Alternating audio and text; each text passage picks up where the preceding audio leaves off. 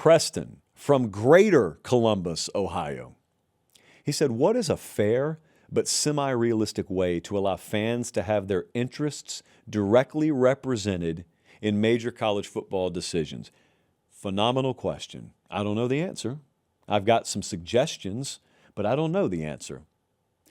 But I'll say this, there is a mentality in college sports especially, college football doubly especially, that exists right now. There's a mentality that is so out of whack with reality.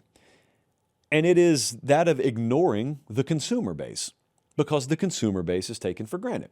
Because a lot of people have their hands on the decision-making lever in this sport that came along well after college football was popularized.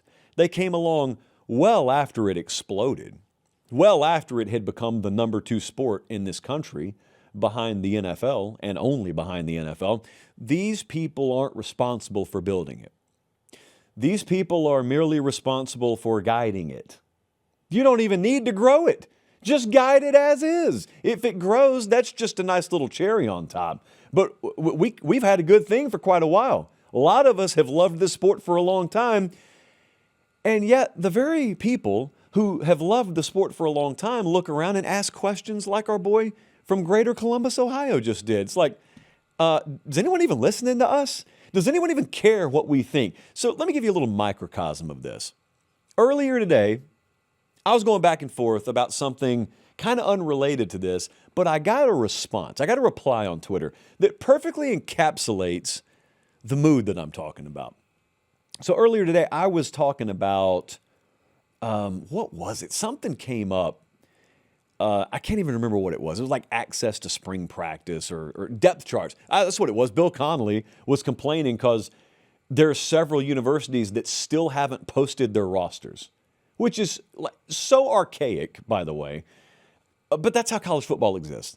So Bill Connolly's trying to do the S&P Plus for this year. We're all sitting here waiting on it. Everyone's waiting on it. Just please put your rosters on your websites. Side note.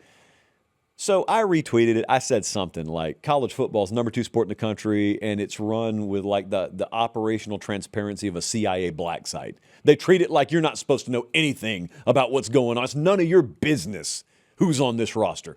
Well, I said that, and a guy responded. David responded, and he said, schools owe nothing to media and fans. Who cares about rosters in March? Spoken like a circus elephant. It's been cut free. It doesn't even know it can run away. David, you don't need to carry water for these people. And let me tell you something. The schools do owe media and fans, especially the latter part of that equation. They owe you everything.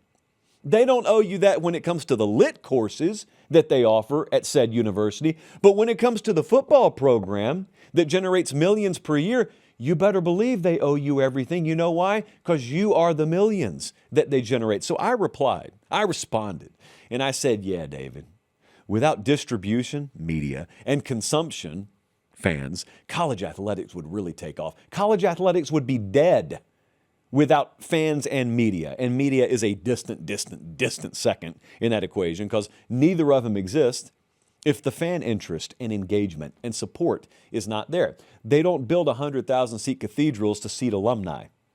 I promise they don't. Hey guys, do me one favor.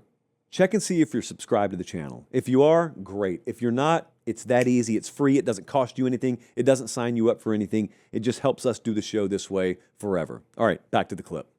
And they don't sign multi-billion-dollar media rights deals just because those networks, out of the kindness of their hearts, want to air those games. They do those things because you exist. Everybody listening to and watching this show exists. I exist. The dudes in the control room exist. There's a microphone in front of me, and we get to make a living talking about this sport because interest exists. But does anyone listen to you? That was the question. And you remember that little round table they had last Friday? You remember they had a lot of administrative types up in Washington, D.C. You got some senators up there. You got the president up there. You got Nick Saban. You got Urban Meyer. You've got some high-level boosters up there. You notice what was absent? Players were absent. There were no players up there. A lot of people pointed that out, rightfully so. No player representation. This is a farce. Who's going to speak up for the players? Well, to take that a step further, Who speaks up for fans? Who's responsible for listening to fan feedback? You know what they would say? You know what someone would say right now? They'd look at you dead serious, not a smile to be found. They would look at you and they'd say, Josh, we do listen to the fans. And I'd say, really? And the first thing I would do is say, why don't you echo their sentiment on a number of matters? And they would stumble all over themselves because these people don't live the life you live. They don't roll in the same circles as you do to begin with. So they certainly don't share your worldview on this sport. But I don't even expect them to share the worldview. That's fine. I would like them to listen every now and then. I would like them to shut up for a second and maybe care what the dude sitting in section 238 feels about this or that. But you know what they would say instead? It could be a network executive. It could be an athletic director. We could be talking about any of a number of sweater vest types here. Here's what they'd say. They'd say, we do. We promise. We listen to the fans. You know how we listen to the fans? TV ratings. That's how we listen to the fans.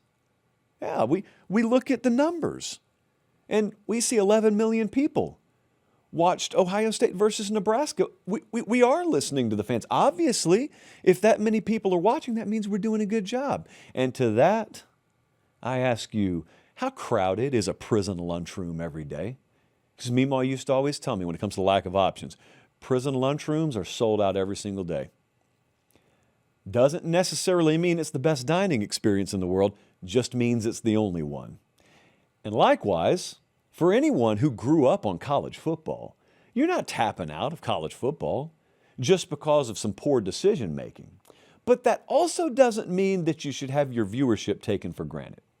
So I would love, as much as people talk about players needing to be represented, as much as we need player representation, man, a little good old-fashioned fan representation every now and then wouldn't be the worst thing in the world. Maybe we need to put together a committee. Maybe we need joint hearings on that. If I can find some free time, I will even be happy to volunteer my services. Another thing to watch as the seasons change, it's been crazy in the Northeast.